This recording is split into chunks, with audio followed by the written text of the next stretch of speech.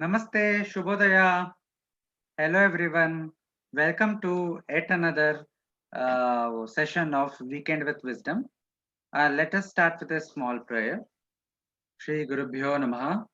Sada Shiva Samarambham Shankaracharya Madhyamam Asmadacharya Paryantam Vande Guru Paramparam Ishvaro Guru Ratmeti Murti Veda Vivagine Vyomavad Vyapta Dehaya Shri Dakshina Murtaye Namaha. Today we have a very special guest, Swamini Paraprajnananda ji. She joins us from Gujarat. She is an erudite sannyasin, very well versed in the Upanishads, Bhagavad Gita, Brahma Sutra, and other Vedantic texts. She is a student of Revered Swami Vidyaatmananda Saraswatiji, an Acharya of Adhyatma Vidya Mandir, Ahmedbabad. And she has been teaching Vedanta for the past 20 years. And she's very active in Gujarat. She teaches, goes everywhere. She teaches Vedanta in Gujarati as well as other languages.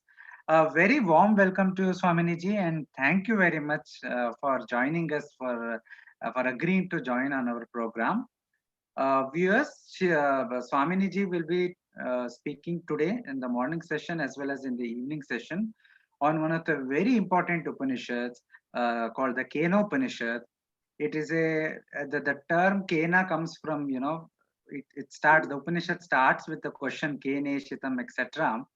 It has a very wonderful story about Indra and others. And it's one of the very prominent Upanishad, and I am sure we will all be rich towards the end of the session today evening.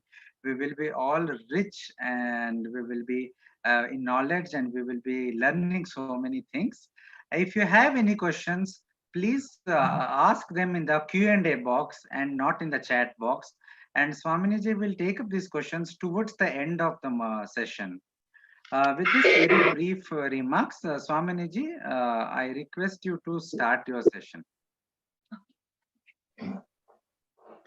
Namaskar to everyone. As Nathan Sridharji said, the topic of our discussion today in both the sessions will be Kenopanishad. As you very well know, Upanishads are a part of Vedas. I'm sure you know what the Vedas, etc. are, but let us quickly look into what Vedas are, and then we will go into Kenopanishad. Vedas, this word is derived from the Sanskrit root vid, which is in the sense of to know. So Vedas are a body of knowledge. They are the source books of knowledge. And the uniqueness of these Vedas are that they are not written or composed by any human being. They are revealed texts. Ishvara himself has revealed them.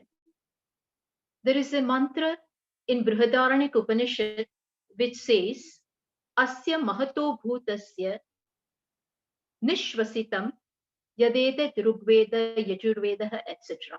Which means that all the Vedas, all the Upanishads are really outbreath of Ishvara himself, which means that they are the revealed texts. And there were people, not people but rishis, who received them. Because of their penance and purity, and because of their state of mind where their ego was totally sublimed and they were one with the truth, it is at such times that rishis received this truth from Ishvara. That is why rishis are also not mantra kartaraha kintu mantra drashtaraha, which means rishis have also not written these texts. They have seen them. They have heard them. The truth is everywhere, but they could receive it. They could grasp it because of their mental state. So this is what Vedas are. And again, they are segmented into two: Karma Kanda and Jnana Kanda. Karma Kanda primarily deals with karma and dharma. They reveal different means and ends for human beings. So that is what Karma Kanda is. And then comes Jnana Kanda. Jnana Kanda is the section where we find the Upanishads.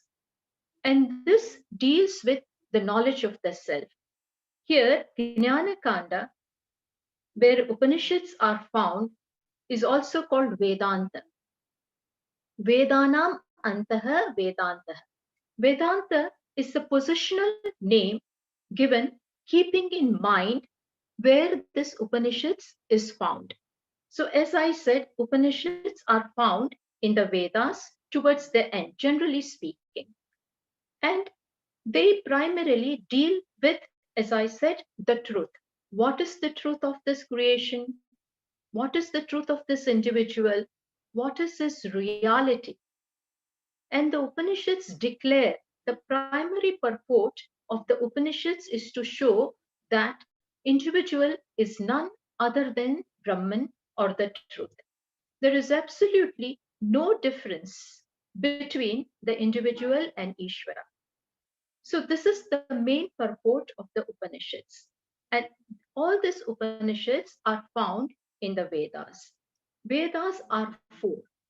Actually, as I said, it was a body of knowledge, but Veda Vyasa classified these Vedas into four. And these four are Rigveda, Yajurveda, Samaveda, and Atharva Veda. Yajurveda has again two branches, and that is Shukla and Krishna Yajurveda. Now, in all these Vedas, Upanishads are found, and there are many of them. But in Vedanta, we learn mainly 10 Upanishads. In fact, there are many of them. There are so many Upanishads, more than even 100. But for the teaching purpose, we learn 10 Upanishads. That is because Shankaracharya ji, the foremost of the Vedantic teacher, he has composed commentaries on 10 Upanishads, which are Isha, Kena, Katha, Prashna, Mundak, Mandukya, Aitareya, Taitareya. Isha, Kena, Katha, Prashna, Mundak, Mandukya, Aitareya, Taitareya, Brihadaranyaka, and Chandogya. These are the 10 Upanishads which he chose for writing his commentary, primarily because this contains everything which a student or an individual needs to learn about the reality. And so, in Vedantic tradition, we learn these 10 Upanishads. And as I said, all these Upanishads are found in the Vedas. Each of the Vedas has more than one Upanishad. Let me just tell you that Rigveda, the primary Upanishad which is found in Rigveda is Aitareya and Kaushitiki. Then in Samaveda, we have Chandogya Upanishad, important one, and also Kenopanishad, which we will be studying, is found in Samaveda. Then there is, as I said, Yajurveda, which again are two, Krishna and Shukla Yajurveda. Krishna Yajurveda, the Upanishad which is found in Krishna Yajurveda is Taittiriya Upanishad and Kathopanishad. In Shukla Yajurveda, we have Ishavasya Upanishad and Brihadaranyaka Upanishad. Then Atharva Veda. Atharva Veda has many Upanishads, Prashna, Mundak, Mandukya, and Kaivalya. Of course, Kaivalya is not one of those 10, but it is also a very, very important Upanishad. So this is just to show you how all the Vedas have Upanishads in them, and all these 10 are found in them. Now comes Kenopanishad. Kenopanishad is found in, as I said, Samaveda. In Samaveda, also there are many recensions of Samaveda. And this is found, Kenopanishad is found in Talavakara Shakha of Samaveda. And to be precise, Kenopanishad forms the 9th chapter of the Talavakara Shakha of Kenopanishad. It is a very, very beautiful Upanishad, of course, relatively small, but it is wonderful Upanishad. And to tell you, it is quite advanced and profound. There are only 4 chapters in it. The first 2 chapters deal with Brahma Vidya, and the third and 4 mantras of the 4th chapter show us a story, gives us a story of Yaksha.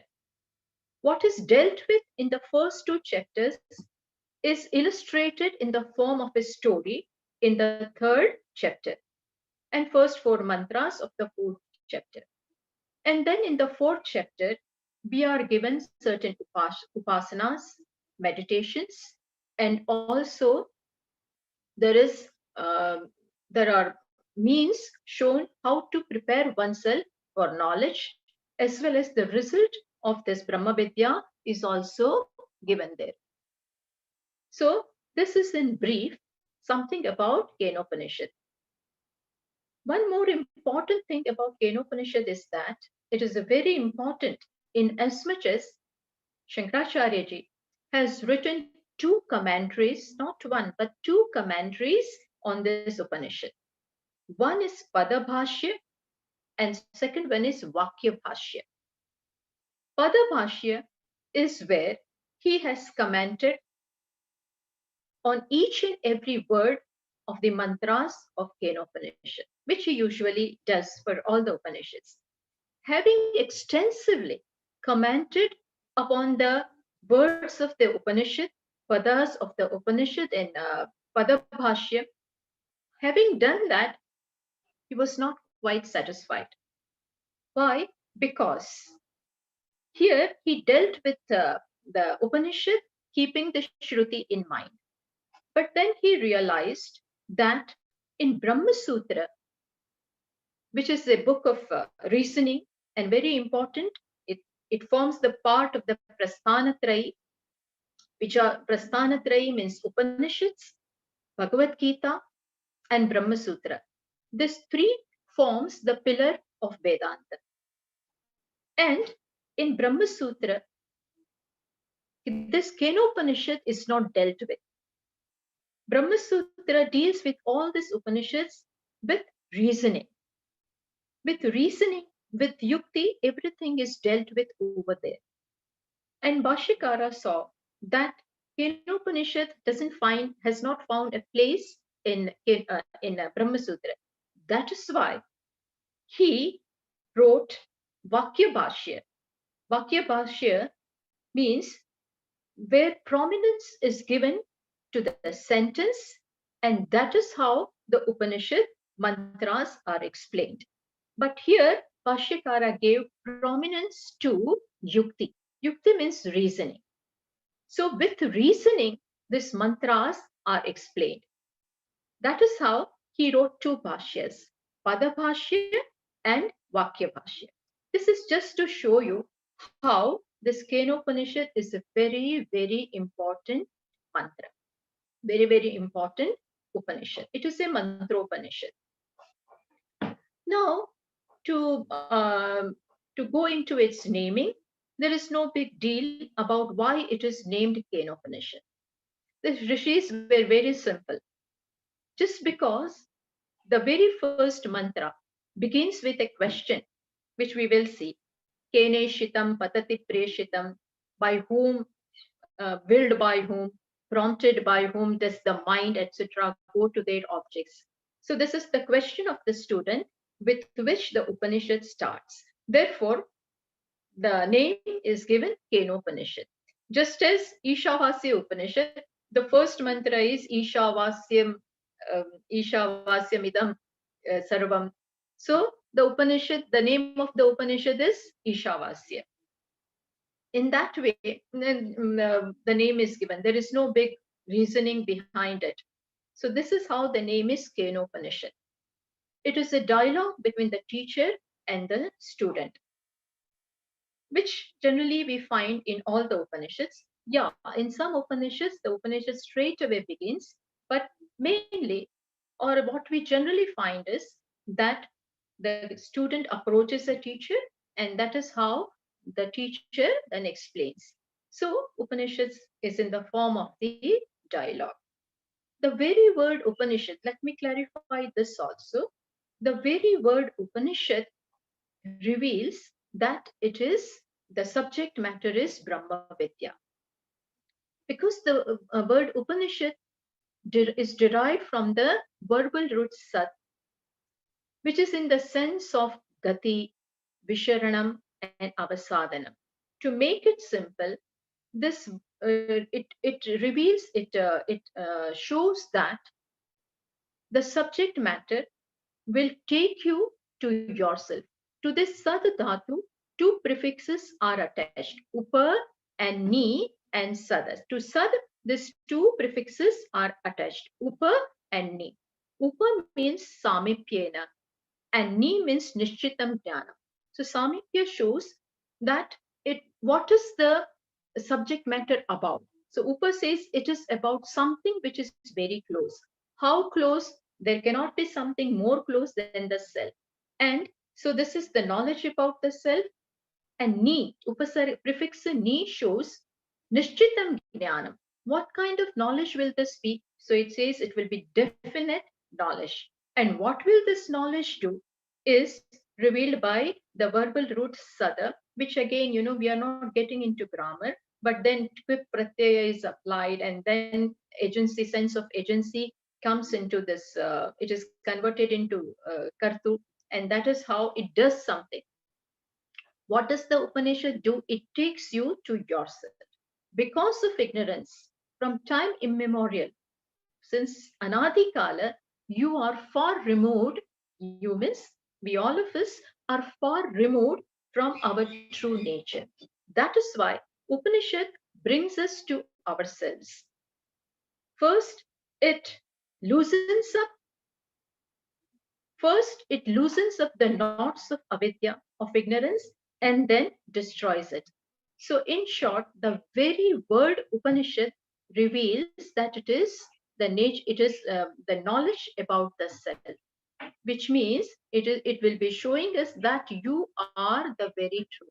Truth is not away from you. In fact, you are that.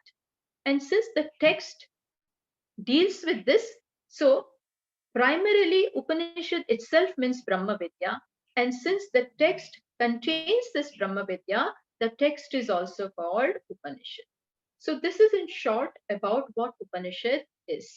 We have already seen in brief what Kenopanishad is, and now we will get into the Upanishad. Traditionally, before we start any Upanishad, before we begin the study of Upanishad, we carry out a prayer. Why? Because because this is a very, very important thing that we are doing. And for that, we invoke the grace of Ishvara so that our swadhyaya, our study goes on without any obstacle. And that is why we carry out the prayer. Generally speaking, before the swadhyaya of any Upanishad, the prayer mantra which is chanted is the prayer mantra which belongs to that Veda. Since Kenopanishad belongs to Sama Veda, the mantra, the Shanti mantra of Sama Veda is Apyayantu Mama Angani. That is why always before the study or Swadhyaya of Kenopanishad or any Upanishad belonging to Sama Veda, the prayer mantra will be Apyayantu, which we will be chanting. Or let us say, if you are studying Kathopanishad, then the prayer, it belongs to Yajurveda. And there, the mantra is Sahanavavatu.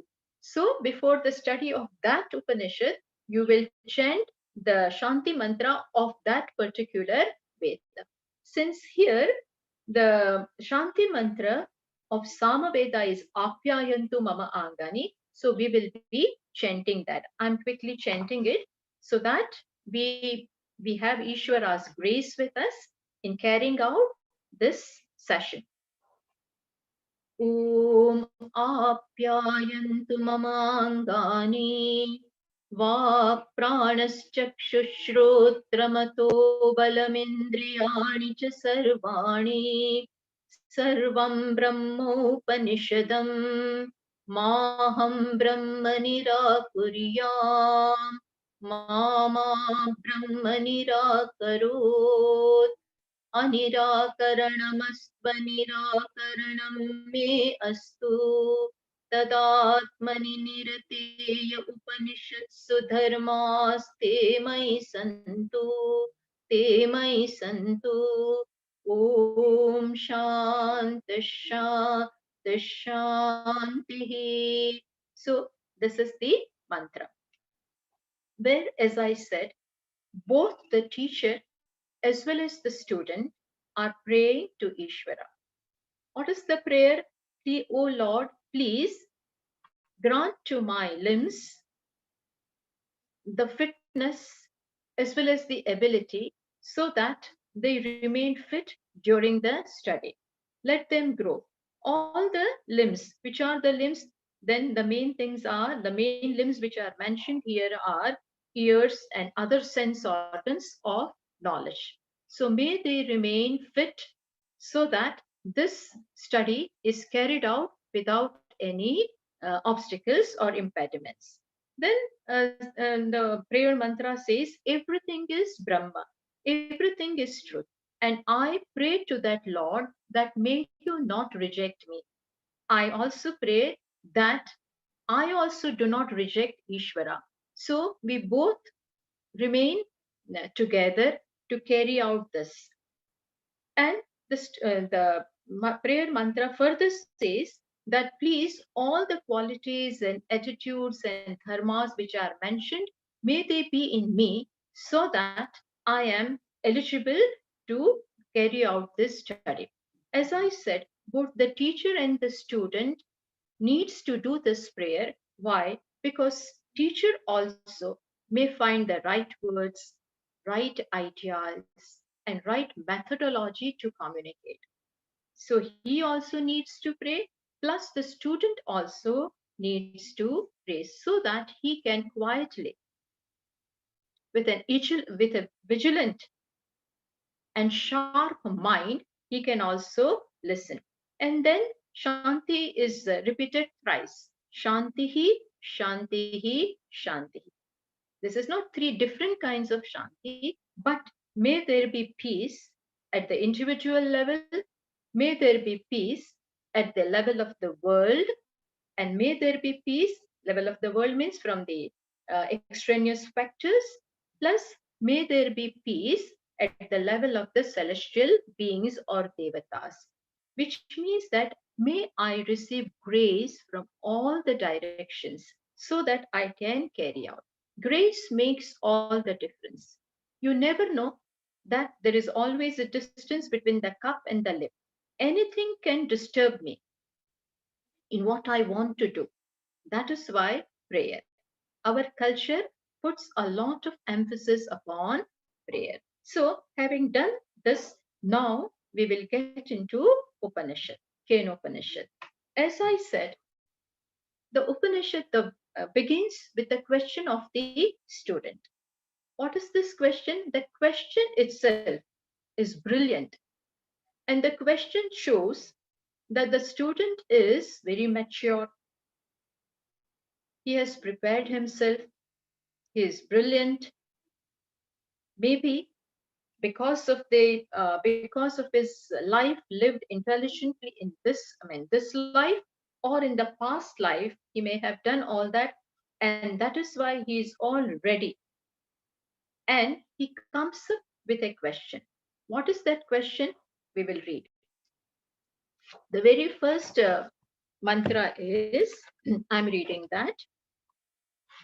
Om Keneshitam patati preshitam manah Kena prana prathama praiti yuktaha keneshitam vachamimam vadanti chakshushrotram kaudevo yunakti. Which means that the student asks, see, closely listen to what he is asking. Will keneshitam patati preshitam mana? He is asking that he goes to the teacher, approaches him humbly, and with folded hand is asking, willed by whom and prompted by whom does the mind go to its objects? Kena prana prathama praiti yukta. Kena this, by whom does the prana, which means the vital air, go and I mean, by whom, willed by whom does the vital air carry out its functions? In the same manner, willed by whom the speech is able to speak. And in the same manner, Chakshushrotram Kau Devo Yunakti. Who is it who makes this eyes and ears, etc., see?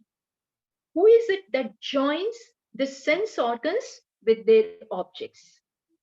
This is an amazing question. It shows that he has been thinking, and he has a feeling that there is something more than what meets the eye.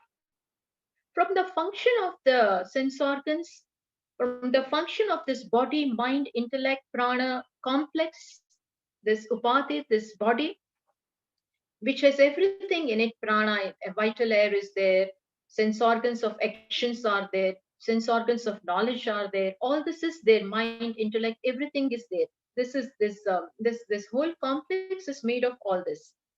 Seeing their functioning, he is asking, who is it which makes this mind go into its object? That means he has a feeling that this mind and the sense organs, etc., are not functioning on their own. They seem to be inert. They are inert, and inert, that which is inert cannot function on its own. But the one who is prompting is not seen. Had he been seen, then this question would not have arisen. But he sees that all this is inert, and they seem to be prompted by someone conscious. Who is it? Who is that? Plus, he also has an understanding. He also is a feeling. Of course, there is doubt in him, but he seems to have apatata jnana, which means he seems to have some general knowledge. Maybe he got it from some satsanga, maybe from reading Vedas, etc., Upanishads, etc., on his own, or whatever. He seems to have a feeling that the one who is prompting them cannot really be prompting also. The one who makes the mind. So looking at the mind, he says, who is preshitam? Prompted by whom does the mind go? So the usage is also passive. He says, prompted by whom does the mind go? Looking at the mind, he feels that mind is directed by somebody. Then he says that the one who is directing cannot be the director. Why? Because he immediately uses the word ishita, which means that maybe there is someone by whose desire the mind goes. So it is very clear that he seems to know. This is the question about the karta. This is question about twampada. Looking at the functioning of the body, he feels that there is someone who is doing all this. And then further, he also seems to know, or he is that brilliant to make out that the one who is prompting must also not have the must not be a doer. Had he been doing, then he would also become vikari or anitya like the body.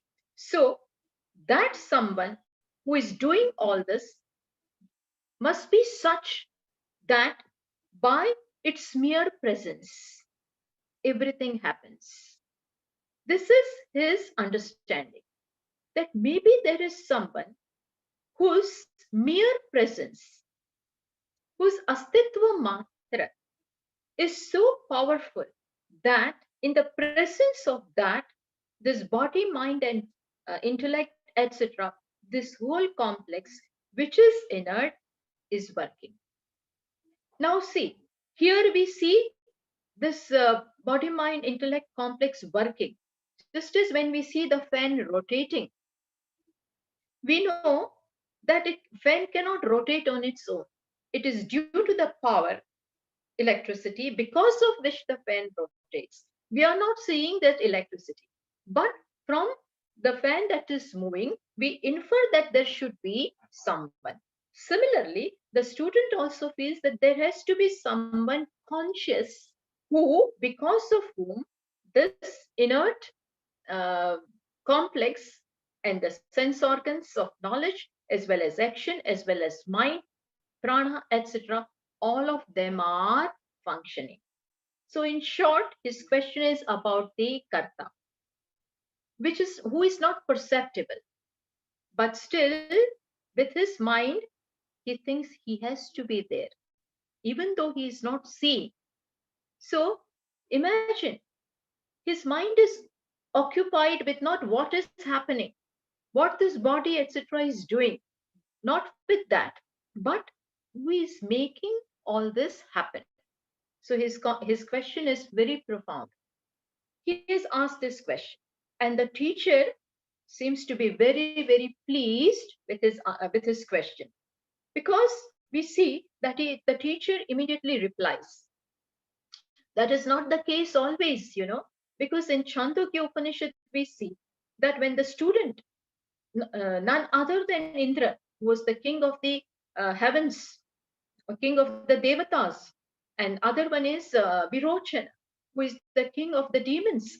Both of them approach Prajapati for knowledge, and when they went there for knowledge, Prajapati did not immediately impart knowledge to them.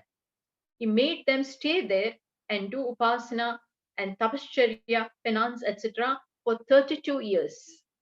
After that, he called them, which means what I'm trying to say is that it is not always that these rishis impart knowledge right away. Only and only when they see that the student is ready, is eligible, and all prepared, do they reply. So here also we see that the teacher right away replies. And the reply of the teacher is also amazing. It is also wonderful. You at the outset, we may find it is peculiar and it is strange, but no.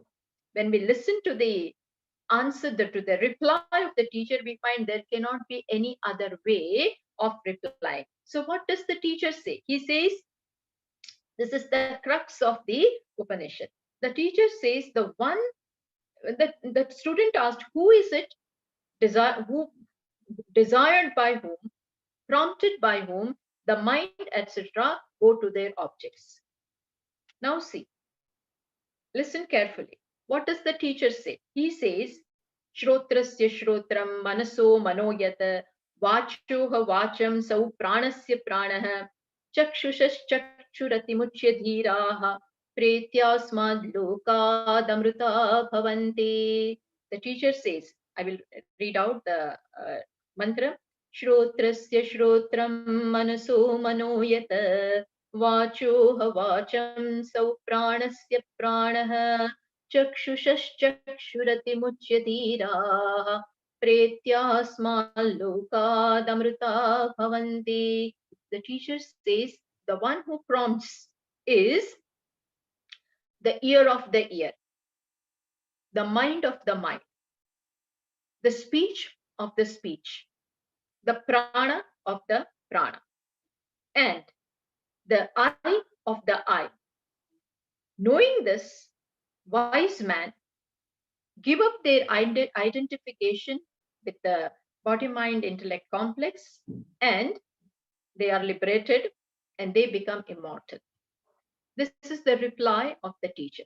So what does he say? He doesn't say such and such or there is this one who is prompting. No.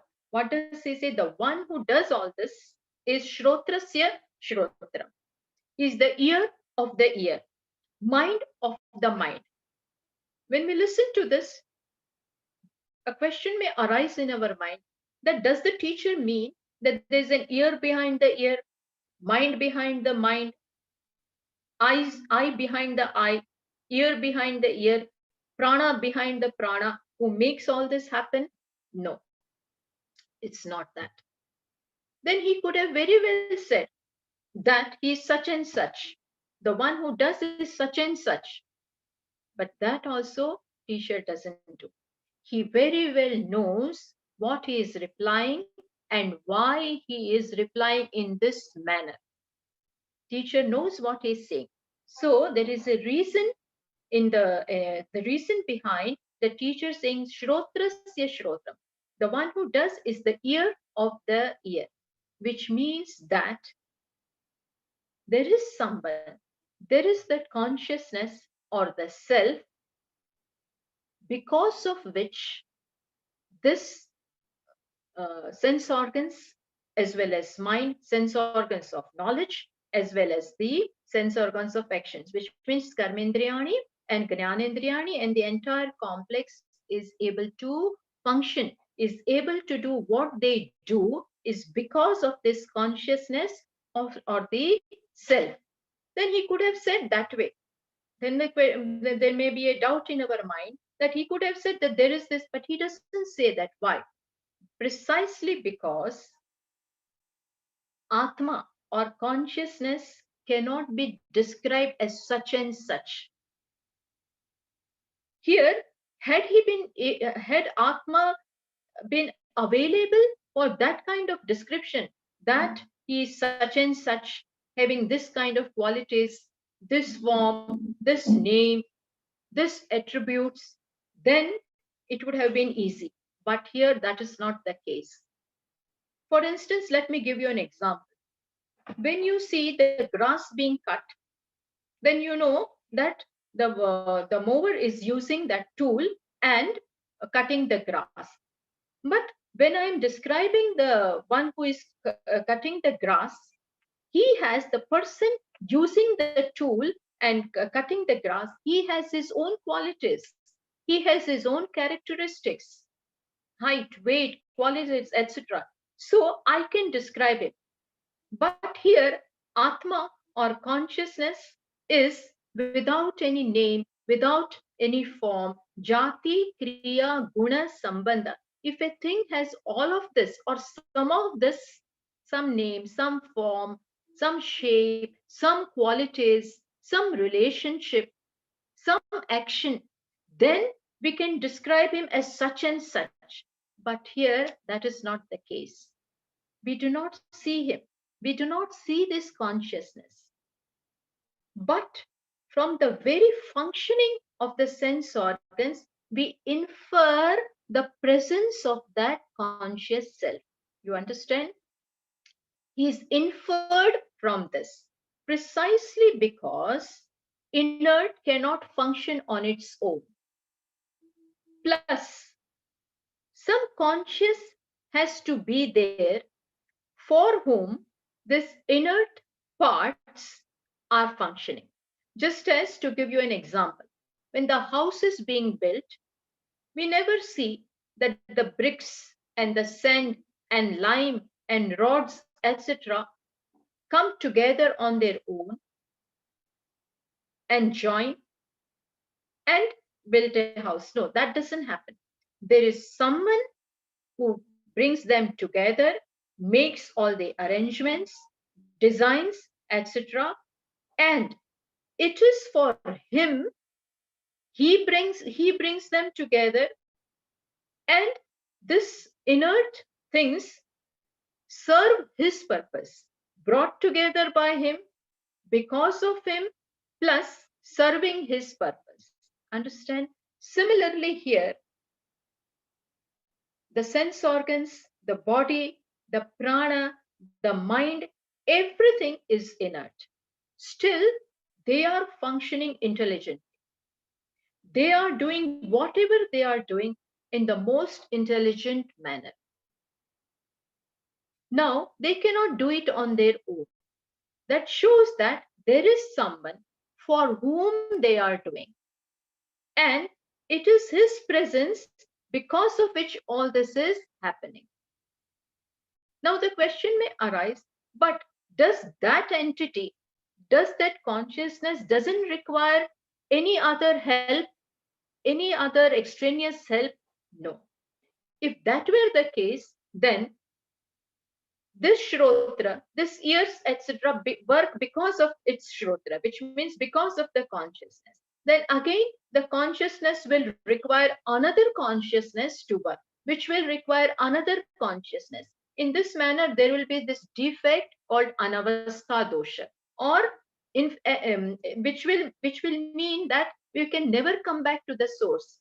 So the Shruti says that no, this consciousness, because of which the Shrotra, etc., are working and functioning, is self revealing and stands on its own. It is because of his illumination, because of its presence, because of his consciousness, all of them work. And consciousness itself doesn't require any other source of consciousness. It is self revealing, self illuminating. Just as one lamp doesn't require another lamp for illumination. Similarly, consciousness is of that nature. And as I said, the teacher could have described in a very direct manner that it is such and such, but he cannot do that because it doesn't have any attributes. It is nirvishesha, nirguna, nirakara, but that doesn't mean it is not there. It is very much there. There are many Shrutis to corroborate this, which are the famous Shrutis which confirm to this. So then here Bhashikara has given us. What are they? Tasya bhasa sarvamidam vibhati. Kathopanishad, there is a mantra which says that it is because this consciousness shines that the entire creation shines.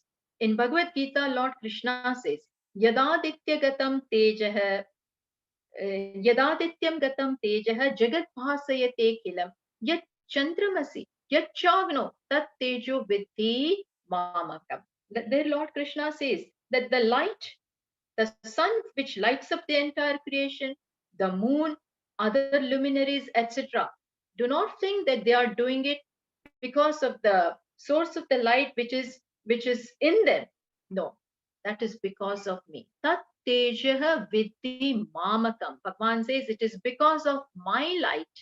It is because of my illumination, because of the illumination which is me, that they are able to function.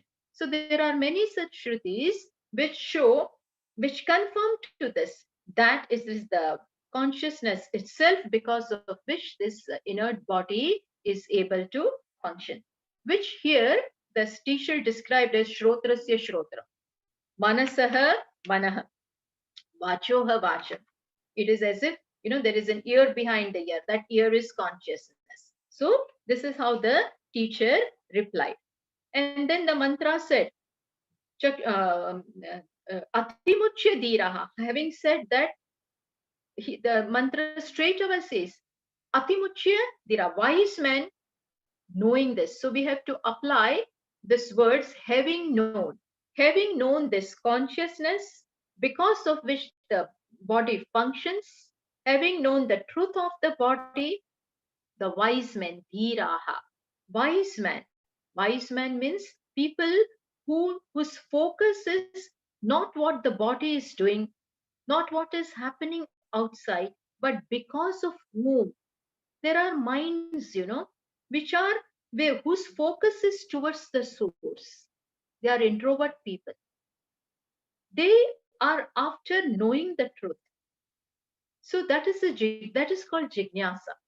Only and only when this kind of jignasa is there, where the mind is directed towards knowing the truth, knowing the reality, knowing the source, only then and then the doors of truth are open. Only then and then the doors of truth or the reality will open for them. But first, we have to be curious about it. Just as in, let me tell you, just as in Mundakopanishad, there is a student. He also comes up with a similar question. He says, Kasminnu idam vignate, Kasminnu bhagavo vignate, sarvam idam vignatam bhavati. He also comes up with a question. His question is, what is that knowing which everything becomes known? Is there any such thing? Having known, having known which everything, everything in this universe you come to know. That means he has some general knowledge of and the feeling that there should be something. There should be something as the core. There should be something fundamental as the basis of this entire creation, because of which the creation is. And it should be the material cause, knowing which everything is as well known. Similarly, this here also the student asked this, and the teacher also pointed to that. See, the uniqueness of this knowledge is that here the Atma or the truth or the self cannot be described in as such and such that it is possessed of this qualities, etc. No, but it has to be pointed. It has to be it is inferred or pointed, not, which means it is not described in words, not vachyartha but lakshyartha. Here the very activity functioning of the body becomes a pointer to that, becomes a pointer to the self. That is why teacher described it in this way. And then the mantra further says that knowing this, having known this is a big revelation, very big revelation. When the student heard that, you, oh yes, the teacher says there is someone behind all of this, that consciousness, because of which means I cannot be this inert one. So far, I took myself to be this BMI. I took myself to be this personality. I took myself to be an individual, an ego, but I am not that. I am this consciousness. I am this self-evident consciousness. So once you know this, then what happens? Then the mantra said, Pretya asmad lokat amrita bhavanti. Pretya asmad lokat, which means pretya means giving up. What asmad lokat, which means that when the student heard this, it clicked to him. The message went home that I am not this anitya, I am nitya, I am atma, I am the self, knowing which he now gives up his identification, his tadatmya, his asakti with the body as well as those related with the body. Our problem is that we take ourselves to be the ego, that is ahankara, and then we are attached to those who are to those whom we are related to those who are related with this ego, ahankara and mamakara.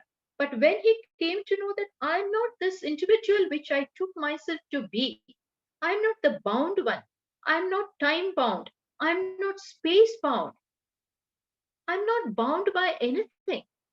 I am that consciousness which is asangha, which is nitya. When he came to this, see, this then he gave up this identification. And the very knowledge, this very knowledge, by this very knowledge, he became Amritaha Bhavanti. He means those wise men.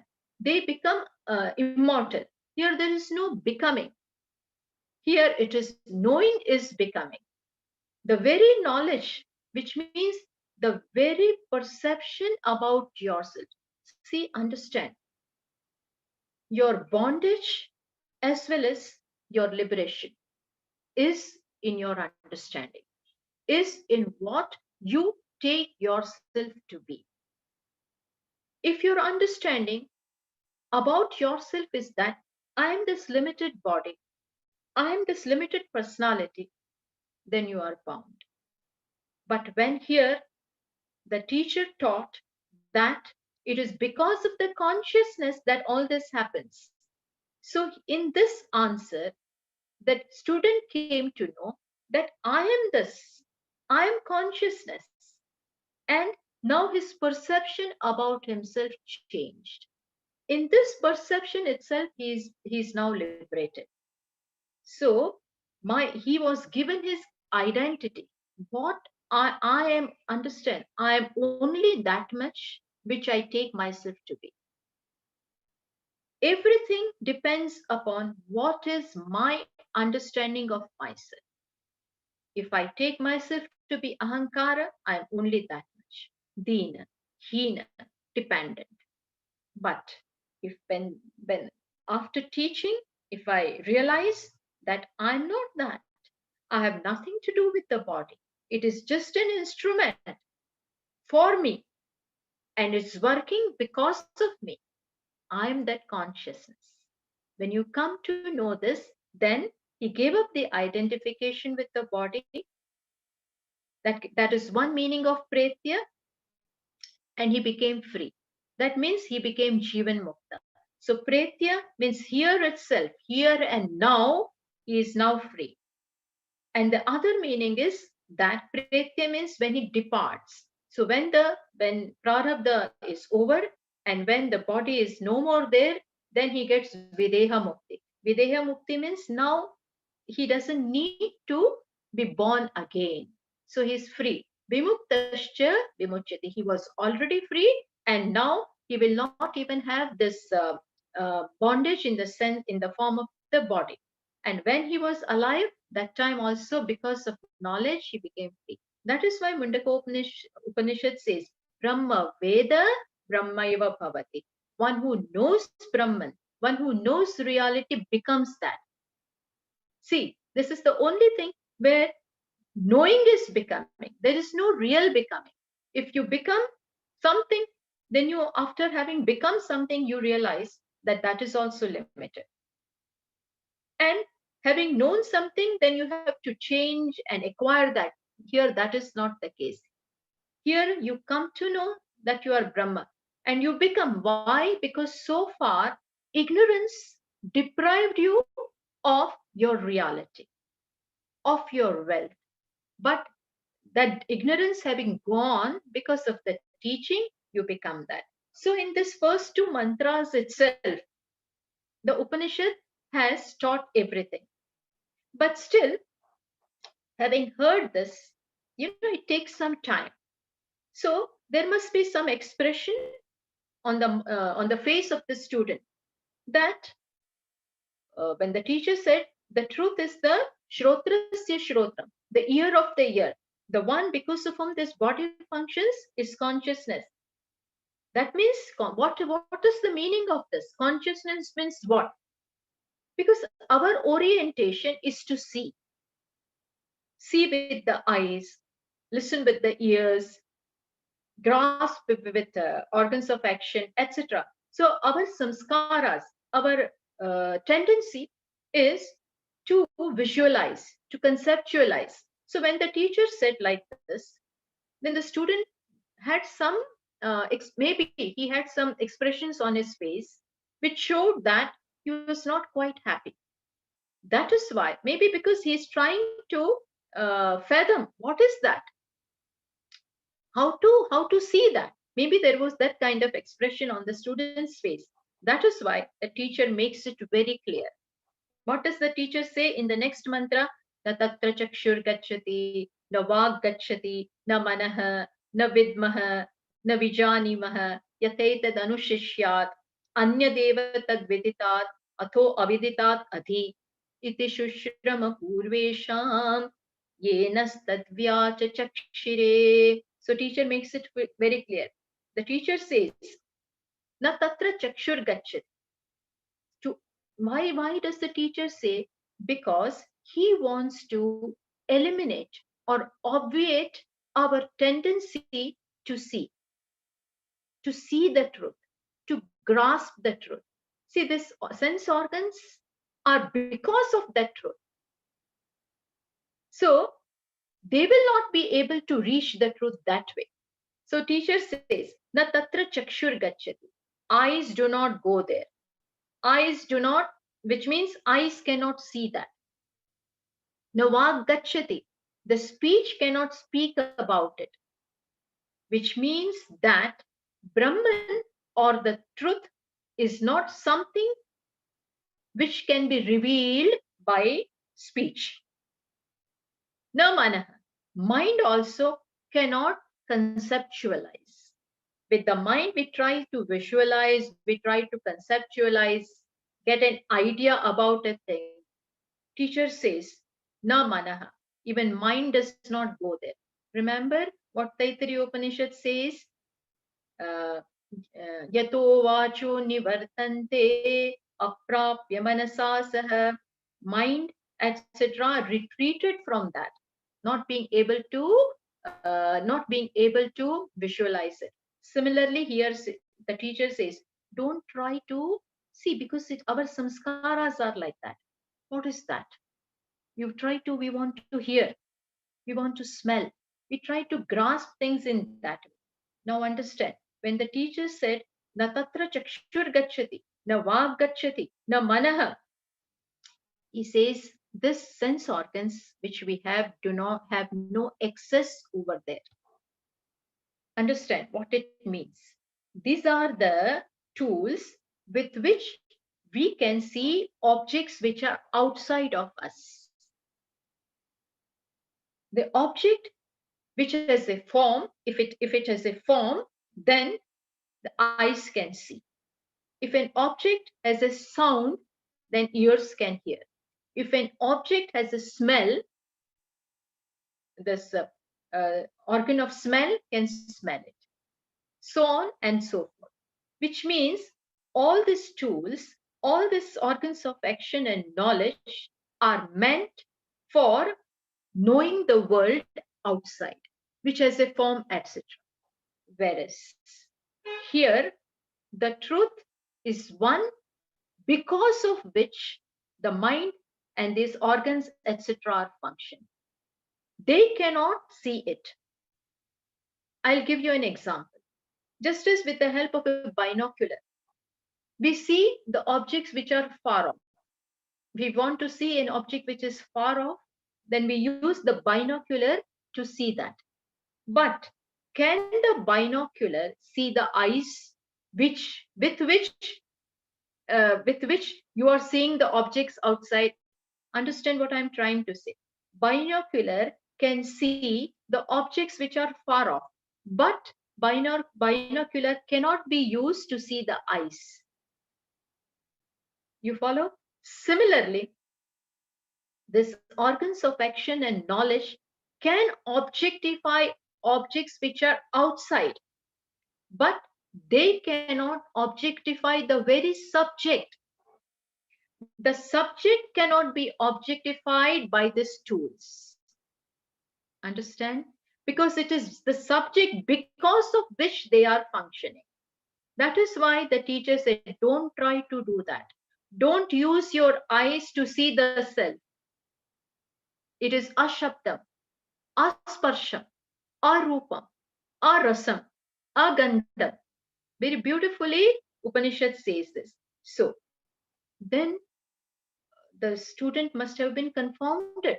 So the teacher said, na vidmaha, na vijanimaha, yataitet anushishyat. The student must have been depressed or frustrated. Then how to see the self? How to know the self? A question may arise that if this mind doesn't go there, if the eyes cannot see it, then how to see? How to know that self? So the teacher said, I have no other method. I do not know any other method of communicating this knowledge. That doesn't mean that teachers cannot teach. We'll come to that. They can very well, but there is a method of communicating this knowledge. Even though words cannot reach that. Navag gachati, it has already been said The speech cannot go, ears cannot go. Does that mean that there is no way of knowing it? But then what about the Upanishad, which are words?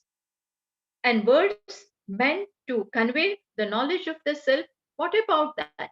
Yes, the words cannot reach there. And yet, words, when used in a very, very brilliant manner, peculiar way, then the very words will point to that self. And here comes the need of the teacher. Here comes the need of sampradaya. Understand this very well. Knowledge of self, Atma Vidya, is not something which you can gain on your own, because it is hidden right here. It is your very core. It is your very self. You need someone to point out that to you. Because another reason is we already have many misconceptions about the self. From Anadi Kala, we have taken this individual, this body to be the self, this mind to be the self. I'm a personality. This personality is very complicated one.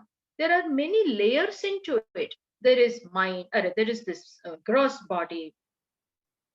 Then there are organs of action, indriyas are there, prana, the mind is there, intellect is there. So many things are there. And we have taken that to be I. Our problem is not only do we not know what the self is, what Atma is, but we have wrong knowledge of it. We take it to be what it is not. Understand this very well. Not only do I not know what Atma is, but that which is not Atma, that I have taken to be that. Body is not Atma. Chakshu, Shrotra, etc. are not Atma. Mind is not Atma. Intellect is not the self. And combination of all this, I'm not that.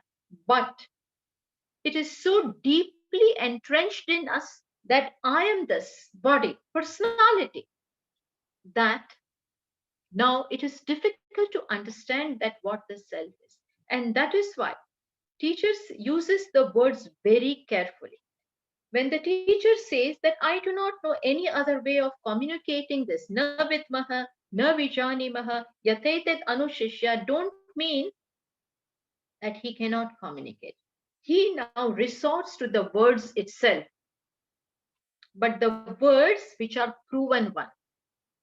He now says, see how humble they are. The teacher says that we have got the words, the proven words, the words of Agama, which means we have heard from our teachers the way they communicated the knowledge of the self. And we will also use the same words to communicate this knowledge. What are those words? So the teacher says, Anya devatad viditat atho aviditat ati. This is very important. And this is just marvelous. It is a brilliant statement which falls upon the self. These words, when understood very well, it takes you to the self. It takes you to your core, your reality. Even though you will not be visualizing, but still you will have an understanding of the self. Listen carefully.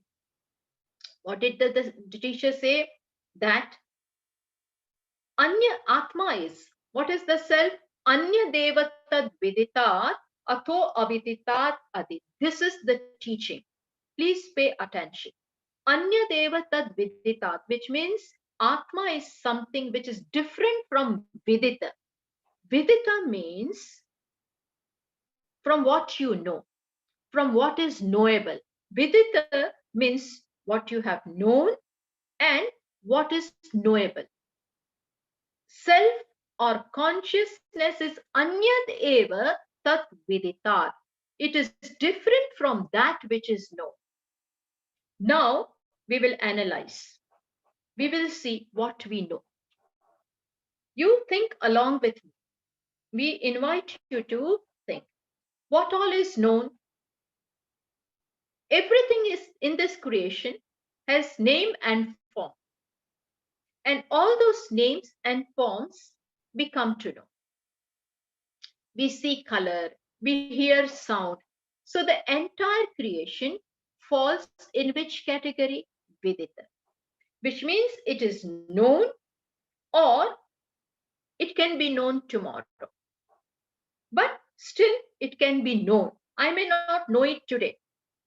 I may not have visited, let us say, Mexico, but I can always see it tomorrow. Similarly, Vidita, what all comes in this word Vidita? Everything in this creation, even heavens, even devatas, anything which has form, anything which has name, anything which has qualities can be known today or tomorrow. So the entire gamut of this creation falls into Vidita, which means known. And what does the teacher say? Teachers say, Anya Deva Tad Viditat. Atma or the truth or consciousness or Brahman is different from what you know. Then maybe it is unknown, not knowable. So what does the teacher say? Anya Deva Tad Viditat Atho Aviditat Adi, which means it is even different from unknown. See, there are only these two categories. In this, something is known and there is something which is not known. What we see is always effect. What we do not see is its cause. So there is this creation, and whatever is manifest in this creation, we will see. We can see, but we do not see the cause of this which is unmanifest. Just as we see the sprout and the tree growing from that sprout, which is the effect, but we do not see the seed, which is the cause of that sprout and the tree. But from the seed, we can infer the seed. Plus, the seed is known when it becomes the sprout. So the effect, the cause, when it comes in the form of the effect, it can be known. So you follow? Today you may not know the cause, but when it comes in the form of the effect, you come to know it. So, but here what did the teacher say?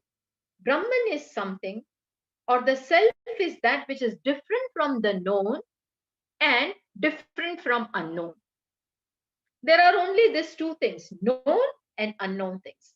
In none of this does the self come. Self is different from known as well as different from unknown. One more thing here, Bhashyakara pointed out. Bhashyakara made a very, very profound comment. He said, whatever is known is always limited, always uh, bound in time, space, objectivity. So whatever is known is limited. And when you get that limited, very soon you will be tired of it. Limited will not satisfy you. Anitya, or that which is ephemeral, will sooner or later tire you out. Because what we want is Nitya. And when we experience Anitya, very soon we will give it up. So whatever is known is limited, alpam, and that is why dukhatmakam, and that is why heyam. What you know, sooner or later, when you know its limitations, you will give it up. You will get bored with it. You will want to give it up. So whatever is known is heyam. Heyam means you will give it up. And you will try to catch or grasp that which you have not known. So known will be given up and unknown you will try to grasp.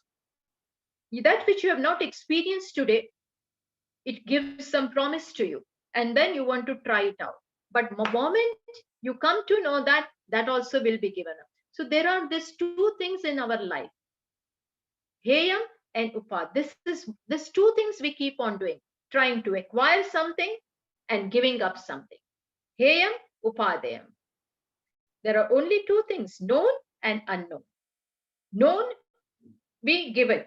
Unknown, we try to catch. And once we know it, we again give it up.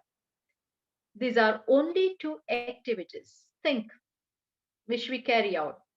Try to give up and try to acquire. Giving up, acquiring, giving up. And what falls into this category is known and unknown. Brahman or self, the teacher said, the statement is Anya Devatat Viditat Atho Aviditat Adi. It is different from known as well as different from unknown. Known is not Brahman. Unknown also is not Brahman. Then what is left out? Tell me, what is left out? Yourself. Yourself doesn't mean this body, because body I know, mind I know, intellect I know. What is it? The self, the consciousness is different from the known, different from unknown. So these words land you upon the self. If you carefully listen and reflect over these words will take you to the self. Anyadeva viditat, anyadeva aviditat. Different from known, different from unknown. There is only one thing which is different from known and different from unknown. And what is that? Think. We invite you to think. And that is the self. Now here, teacher has not described it. He has not created any concepts. And yet, by Lakshyartha, he has taken us to the self. And then teacher says, these are the proven words. Yes, I'm sure you agree with me. These are the words which take you to the self. Yes, that consciousness, which is my very nature, is not known, is not unknown. Why? Because it is right me. It is right myself, my truth. And then teacher said, this is what we have heard. Iti Shushruma Purvesham. Our teachers taught us in this way. And that is what we are teaching to you. So this is how the teacher taught him.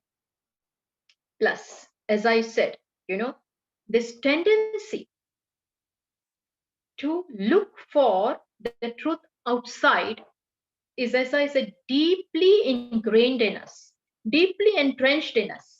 So, even when it is said that you are Brahman, Tattvamasi, you are what you are seeking. Seeker himself is the sought. But still, our tendency is that no, I cannot be Brahman. Everything else can be, but I cannot be. We are not ready to take up this challenge because our notions about ourselves is our thinking about ourselves so low. I cannot be Brahman. I'm ready to worship someone else as Brahman. I'm ready to worship Ishvara. But I cannot. I'm not Ishvara. I cannot be Ishvara. So this is too much. It is very difficult to swallow this, that I can be that.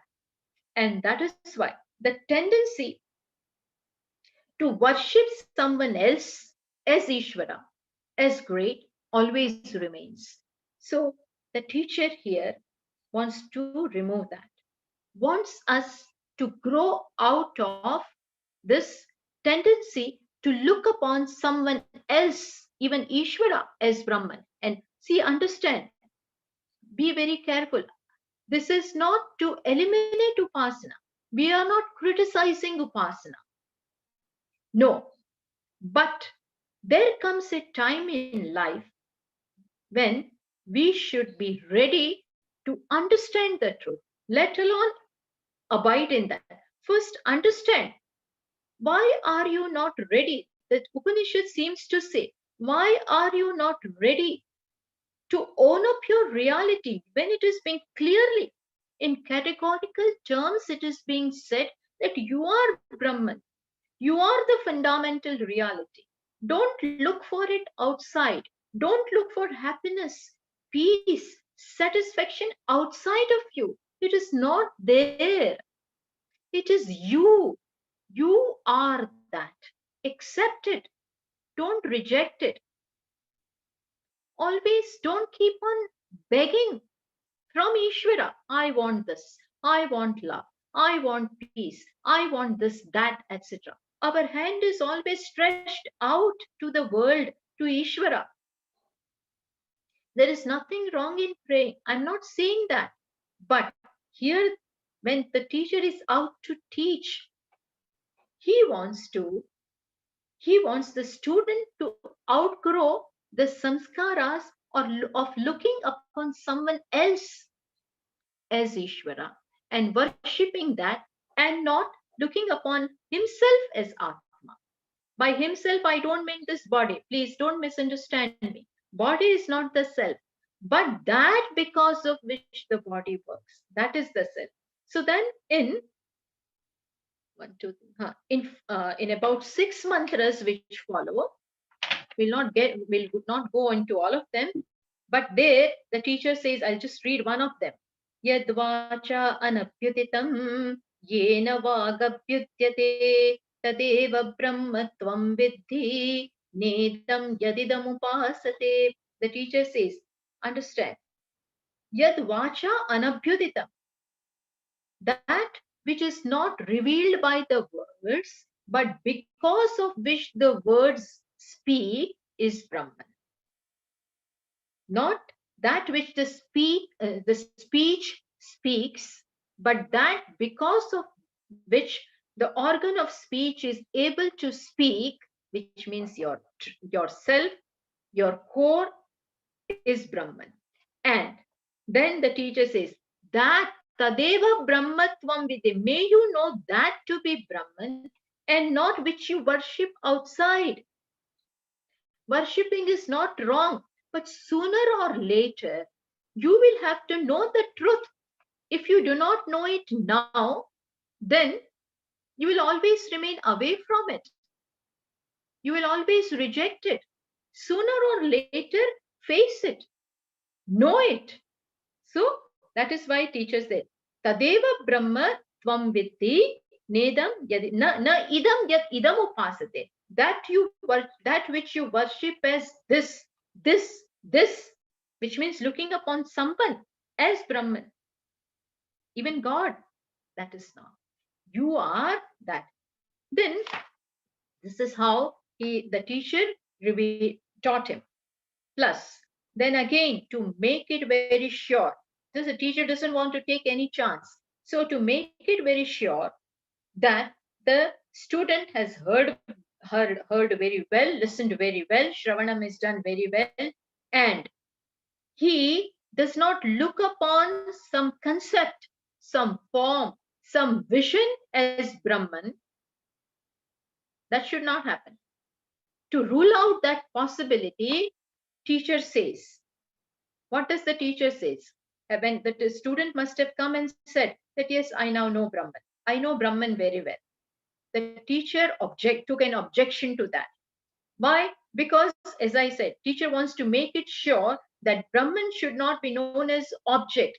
Anything which is outside of you, having a form, or Brahman or truth is not a matter of objectification. Anything which is objectified, you know it differently, very well. Yes, it has this form, it has this height, it has this weight, it has this design, etc. Brahman cannot be known that way. So when the student came and reported that, yes, I know Brahman very well, the teacher took an objection. He said, Yadi manyase suvedeti daharamevapi nunam tvam veta brahmanoru. He said, if you think you know Brahman very well, understand you know a very limited form of it. So you know You don't know it. So better think. When he was pointed this, the student went in solitude, reflected, meditated again upon Shravanam, carried out reflection upon what he had heard, came back, and now he reports. He says brilliantly. Now the student is in line with the teacher, and he gives the reply which any teacher would be proud of. The student says, he says, Naham manye suvedeti. He says, I don't think that I know Brahman very well. The the emphasis upon very well. But then that doesn't mean I do not know. I know as well as I do not know, which simply means that I know Brahman as the very self, and I don't objectify it. I know it as myself, as Nirgun, Nirakar consciousness, which is constantly declaring itself, which is there in the form of I, the very truth of I, the very Aham, Asti Bhati Priyam. It is there. So I know it as that. Then again, how to know this Brahman in the world? Then teacher said, then the teacher said, Pratibodha Viditam Matam. He says that Brahman is to be known in each and every cognition of the mind. See, our mind constantly has thoughts. Now, in all those thoughts, also Brahman has to be appreciated. How? Then Brahman is something which is the content of the thought as well as the illuminator of the thought. When any thought arises, when the thought arises, we come to know about it. Who is the one who illuminates that thought? Who is the light because of which the thought comes in our mind? See, there is a pot thought. I came to know that the thought of pot is there. Somebody illuminated that. Who is that consciousness? Plus, what is the content of that thought?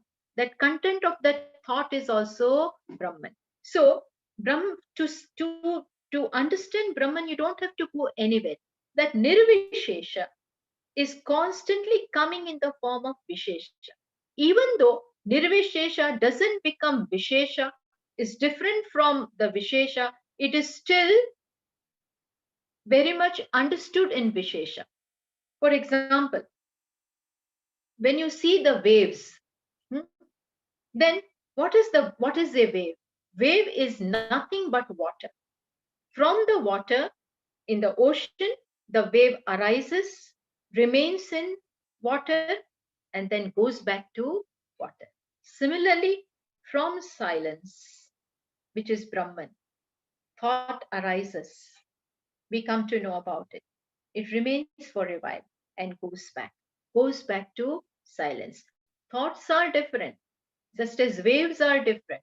But in and through all those waves, there is water. Similarly, one thought is different from another thought. One thought pertains to pot, another thought pertains to table, third thought pertains to tree. These thoughts, objects of the thought, that is, name and form of the thoughts are different. But what is invariable in them? What is the constant thing in them? Consciousness. Consciousness in the form of this thought, pot thought, came, remained, went back. Another thought came, tree thought. Consciousness illuminated that thought, plus in the form of in the content of that thought. Just as water in the form of wave comes and goes, another comes and goes. Water remains constant. Similarly, here consciousness, self is very much there. Thoughts keep on coming. This is how, in spite of the thoughts, in spite of our functioning, in spite of whatever we have to do, we keep on doing, but we never miss the truth, because consciousness is always there, because of which everything happens, and which is the content of everything. So teacher said, bodham bodham prati viditam. This is how the self is known. And it is only this knowledge which, which will make you free. And it is from this knowledge that you will gain strength. There is no other strength. See, this we have to do with our own prayatna. Without this knowledge, we will always remain limited, individuals. And there is no happiness in that.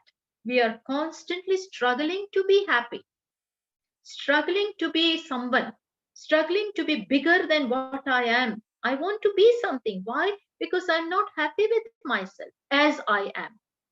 The teacher says, you are wonderful. Here and now, you are consciousness. You are Brahman, because of which this entire creation is. Why do you look for it outside of you?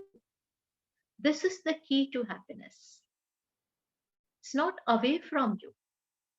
It is ignorance which, which creates a distance from you and happiness, from you and fulfillment. And this ignorance is to be removed. Atmana vindate virya. We have to find that strength from ourselves. We have to work for it. This knowledge is there in Upanishads, in the Vedas, and they come to us through teachers. We just have to expose ourselves to that. Work for it. You may say that we are ready to expose, but it never occurred to us. Yes. So, in Bhagavad Gita, Lord Krishna said very beautifully that we have to prepare ourselves for this knowledge. How do we prepare? Live a very, very there is a manner in which you have to live this life. Live in such a way that your antakarana, your heart becomes pure. What is the method of that life? Karma yoga.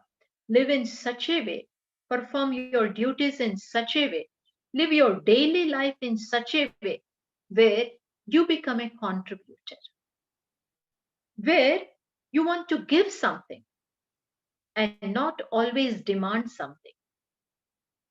You have to transform yourself from being a grabber to being a contributor.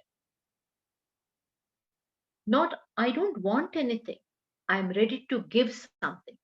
When this trend is there, contribution, then you strike a balance, you strike a note, you strike harmony with consciousness, which is there everywhere. And then your heart becomes pure. So, in short, you have to live a life of karma yoga, which makes you pure. Then, with upasana, make your mind focused and open the door for jignasa to occur. These questions to come for this. Then automatically there is this provision in the universe, in this creation, that automatically this knowledge will come to you. Such webinars will be conducted, and somehow these words of the Upanishads will reach you. And then the Upanishad very beautifully makes a statement out of compassion. See, teacher says, now the Shruti is reporting in her words, going away from the dialogue of the teacher and the student. Now Shruti has come into play. It says, Iha ched avedit atha satyamasti. In the fifth mantra of the second chapter, the last mantra of the second chapter, Shruti Upanishad makes a beautiful remark. It says, Iha ched avedit atha satyamasti. No ched iha avedi mahati vinashti. What it means is, if you know this now, iha ched avedit. If you know this truth about the self, which means if you have Atma Vidya, knowledge of the self now. Now means what? Here. Iha. Iha is very significant. Iha means in this body. If you know it, you have made it. What is so great about it? Why are you so insistent upon Iha now? Why? Because this human birth is very rare. It is only in this human body that we have intellect of this type, which can discriminate, which can question what is nitya, anitya, what is my reality. All these questions will occur in human body. A bug will not be perturbed by this. A mosquito will not ask, what is my true nature? They are all programmed. They get, when their needs are satisfied, that's all. That's how they are. But human being is not satisfied because he's self-conscious. He's he's keenly conscious of his limitations. And then he questions, what is the way out? Is my lot to be limited? Is bondage my reality? No. These questions arise here. Intellect is given precisely to fathom this, to understand this truth. Therefore, the Shruti says, Iha ched avedi. If you know it in this human form is very important. This human body, as Bhashyakara says in Vivek Chudamani, in the very second mantra, he says, Jantunam narajanma durlabham. For Jantu means jivas. For the jivas to get this human form, narajanma, to be born as a human being, is very, very difficult, is very rare. Don't think that it is very easy. It is the result of many, many punya karmas, of a life lived intelligently, satkarma plus Ishvara's grace. So many punya karma, satkarma, and that to nishkama karma are required. Even after being born, it is not necessary that everybody has jignasa. No. Only when this wealth of punya is there, of nishkama karma is there, satkarma, done without any personal agenda, done out of done with the attitude of offering. Let me offer myself. I have gained a lot. Let me now give. When life is lived in this manner, when one has lived a life of dharma, life lived of prayerful attitude, life lived with a sense of offering, performing duties, then a jignasa arises. And then one comes and asks. So, Shruti says, Iha ched avedit atha satyamasti. Then your life will be meaningful. Otherwise, what will happen? The loss is infinite. The loss is limitless. Pay attention. Na ched iha avedit. See, the Shruti says, I am not saying this. Upanishad says, if you do not know it now, na ched iha avedit. If you do not know it here, which means if you do not know it in this human form, then mahati vinashtihi. Then the loss is infinite. The loss is limitless. Why? Because you never know when again you will get this human form. Once you go, you don't know anything. It is a dark area. When again you will gain this form, plus you have all the right conditions, being born in a good family, educated family, those who have sanskaras, and then to have such a mind. Otherwise, artha and kama may only be your purushartha. But this kind of questions arise. All this is very, very, very rare. And once you have got it, then know it. Human being has a chance to make a choice. A dog or a mosquito or a bug or even corona. do not have this choice that should I work for my moksha? They don't have such choices. We have a choice. Exercise your choice. Life is made when you make right choice. The success of life, the absolute success of life depends upon making right choices at the right time. Always there are vikalpas, choice, the two paths before us. What are we choosing? Every moment we have to make a right choice. And once you make a right choice, you have made it. Because if you do not do that, the chance is gone. Life will ebb away. And the greatest wonder is we do not know how much time we have. Do we know? Are we sure of the second moment? Bhashyakara says in Bhajagovindam, Nalini dalagata jalamati taralam, tattva jivitam atishaya chapalam. This life is very unsteady, like the drop of water on that lotus leaf. When it will fall down, you never know. Similarly, when this life will stop, we do not know. When this breath will stop, do we have any guarantee? So, it's a big gamble if we waste our life. So, we have to make the most of our time. Use it in the right way. Every moment is very, very precious. Once you lose it, then it is gone. And when again you will get just a chance, you never know. There is a very beautiful story. Let me tell you that. Once a person was in his house and doing something, and somebody knocked from outside and knocked. This fellow inside did not reply. Then again, that person who was outside knocked. The person inside, he says, "Who are you? Who is it?" The person outside said, "I'm opportunity." He said, "I am opportunity." The person inside said, "You are bluffing. You are bluffing. You can't be opportunity." The person outside said, "Why? I am opportunity." The person inside said, "You cannot be opportunity." Why?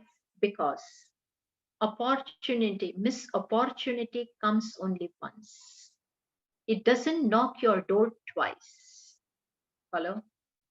So opportunity which we get is just once. This is a way of saying, which means we may not get such chances of growing, of knowing our own truth. Imagine, we do not know who we are. I don't know who I am. What kind of a life is it? When you don't know who you, then you know everything what is going on moon and etc. Lot of general knowledge, but that doesn't make any difference. My happiness is in knowing that I am Sachidananda. There is no other happiness. Happiness coming from the world is not true. It will go away. And even when it is there, you have to pay price for it. It is very dear. It is very costly. You give your time, you give your energy, and you spend away your whole life. And when you find what have you got, that is meager, nothing, and your life has passed away. So Upanishad says, "Iha ched avedit atasat." Then you have made it. There is nothing more to be gained in life than Atma Jnana. It is a jackpot. Once you know it, you have everything. It is that because of which the entire creation is, because of which the happiness is. The happiness which seems to come from the outside world is also really belonging to the self. Chandogya Upanishad says, "Yo vai bhuma tat sukham, nalpe sukham asti." That which is Bhuman is happiness. There is no happiness in this ephemeral creation. So, having known this, then you are free. And you have to, and once you know it, then you know it as all pervading reality. Then, having gone from here, you become free. even now you are free. So with this, I conclude my first session. Nitinji, if there are questions, we are open for that. Yes, Swaminiji. I took Thank you to so. 5 minutes more. I'm sorry. No, no, I, no. We are very flexible with timings. I think we still have time. It's 12:42. We have around okay, 15, but 20 minutes. you wanted some time for question answers, no? Yes, Swaminiji. Viewers, this is the time to ask questions. If you have any questions, please Okay. put on question Otherwise, in the we box. will. Yeah, I think we have one question, Swaminiji. Uh, Because uh, Nitinji, what happened that I had to skip some verses because we mhm. cannot go into everything. Otherwise, it will take a lot of time. Yes, yes, Swaminiji. So, one question we have is what are the differences between ahankara, consciousness, and karana sharira? Karana Sharira. Yeah, there's a big difference. Karana Sharira is ignorance. See, we do not see avidya. What we see is this subtle body, even subtle body we do not see. What we see is gross body. Gross body means Sthula Sharira. The cause of that is Sukshma Sharira. And Sukshma Sharira is also a bundle of vasanas, of desires. So ignorance has manifested itself in the form of Sukshma Sharira.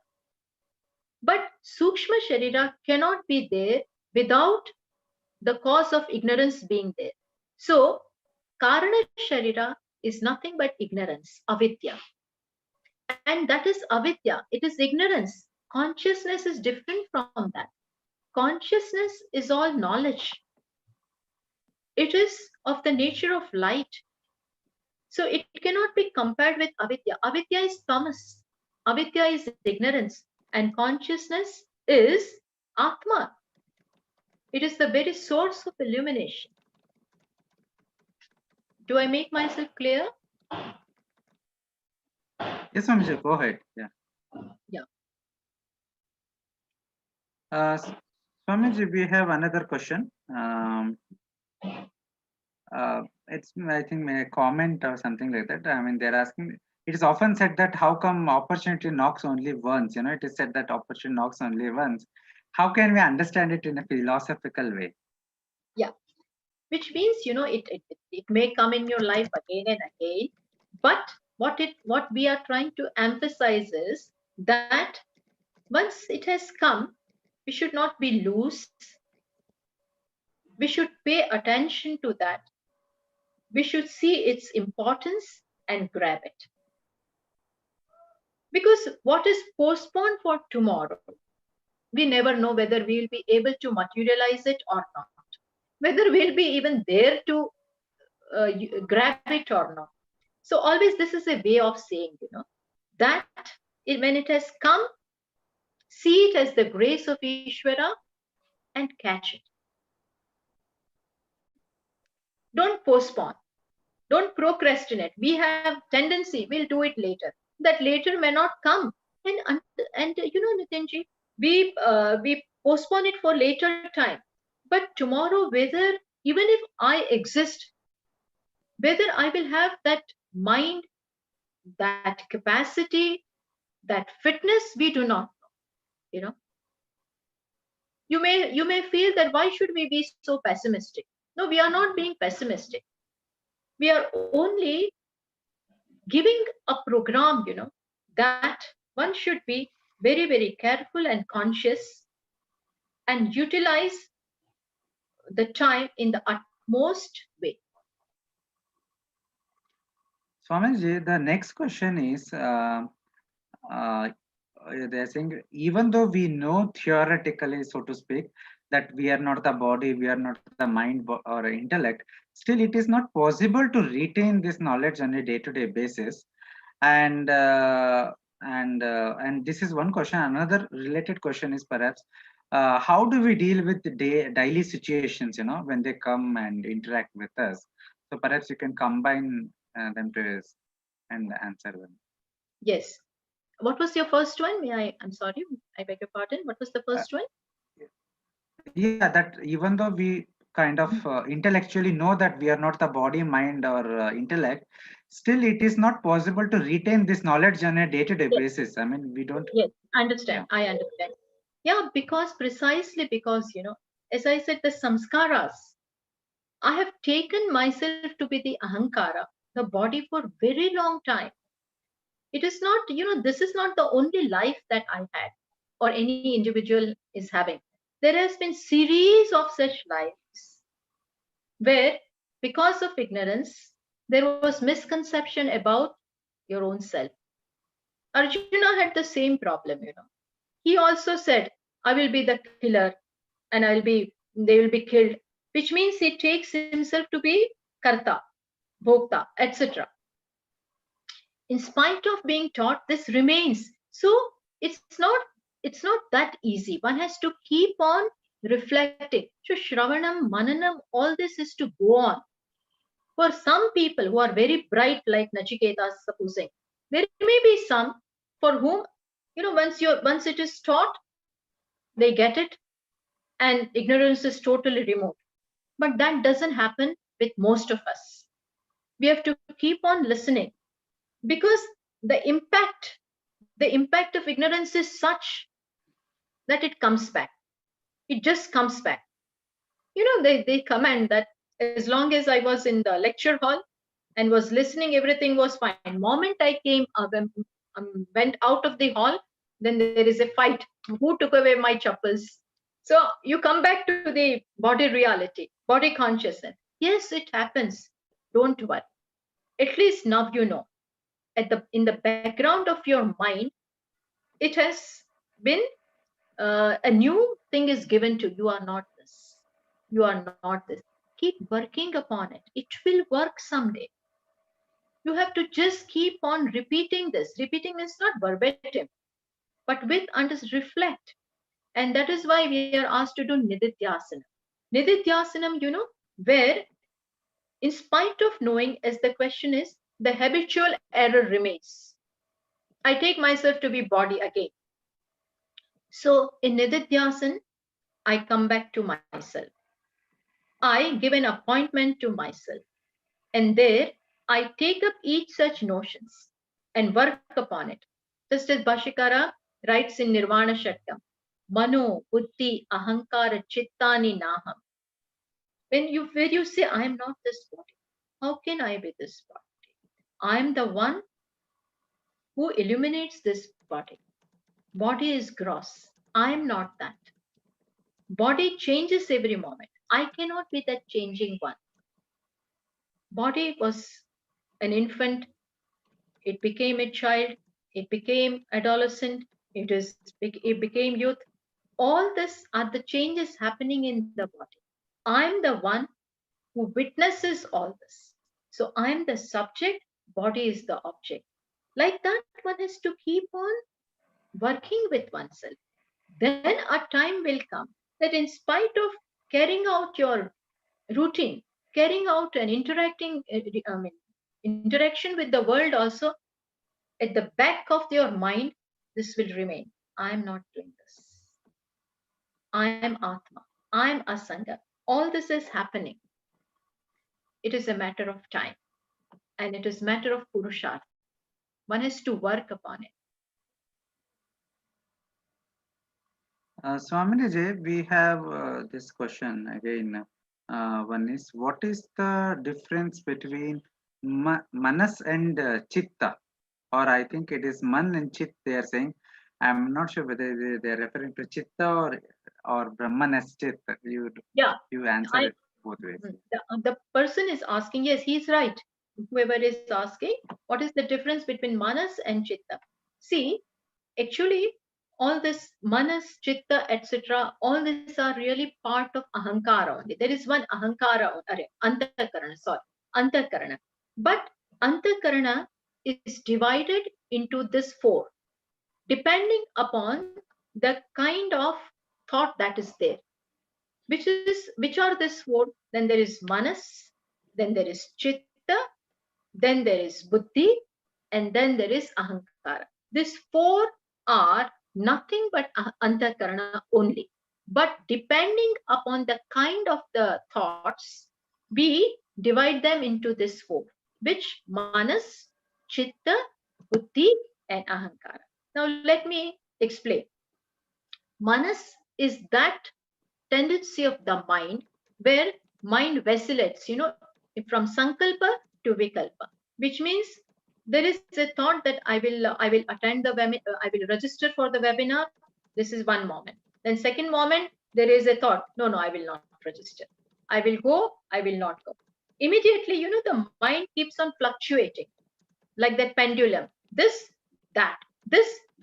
When this is going on in antakarana, that vritti is called manas. Huh? Follow?